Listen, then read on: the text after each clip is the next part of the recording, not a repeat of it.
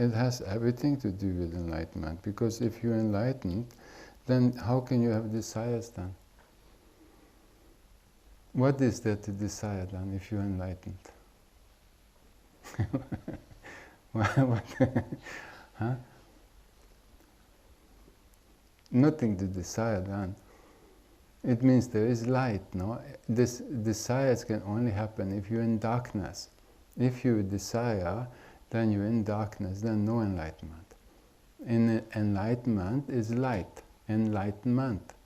Enlightenment, no darkness, no desires, no suffering.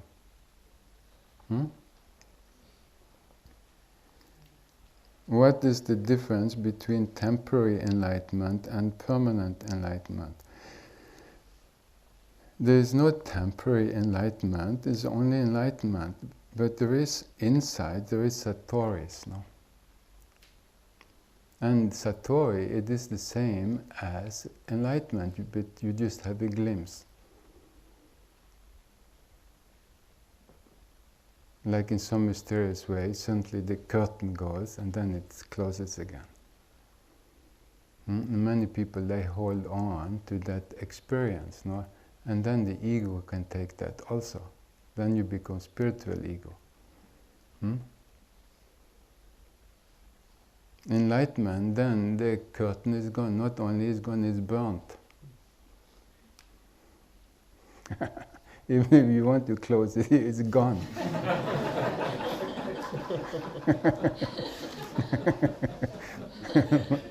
Huh? So you better enjoy when you have the curtain. Then you can play with it. Sometimes enlightened, sometimes not enlightened. When the curtain is gone, you can't play that anymore. That's the hassle of being enlightened. No, no excuse.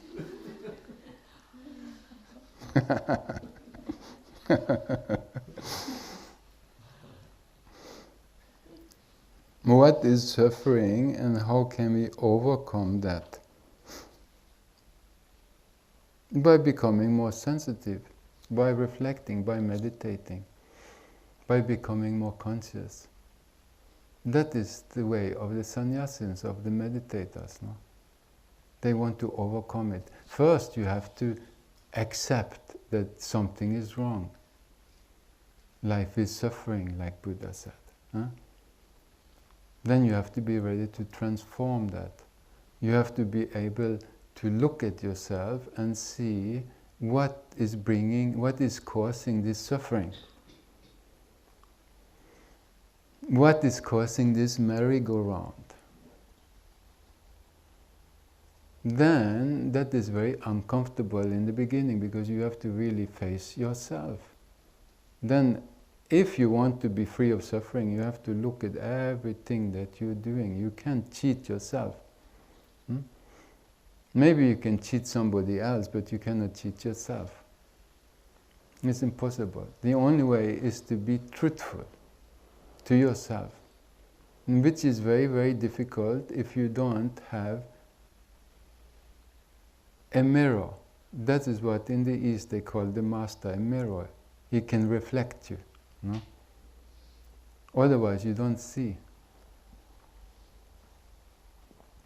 Then in Buddha's light it's easy to understand it, to listen, to meditate. He makes the right climate. It's very difficult in the city. You want to be more conscious and everybody wants to go to the disco. It's very difficult. Different desires, no?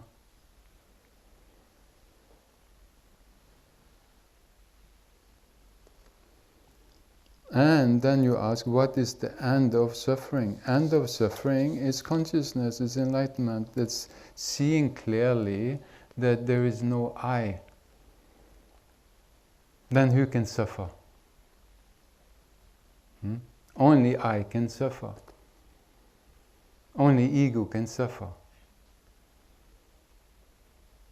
That is the biggest attachment. You have so many attachments to people, to places, to money, to name, to fame, to country, whatever it is. Then you have attachment in your mind, in your ideas, things you are grasping, holding on to. Is deeper. People can't even let go of something outside. What to say about the inside?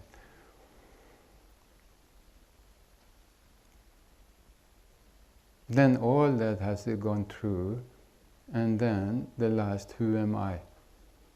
When that is gone, then that is the end of suffering. What is the end of suffering?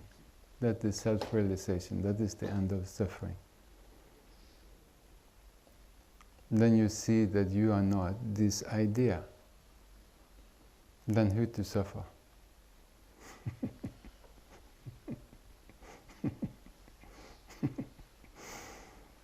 He went together with the curtain.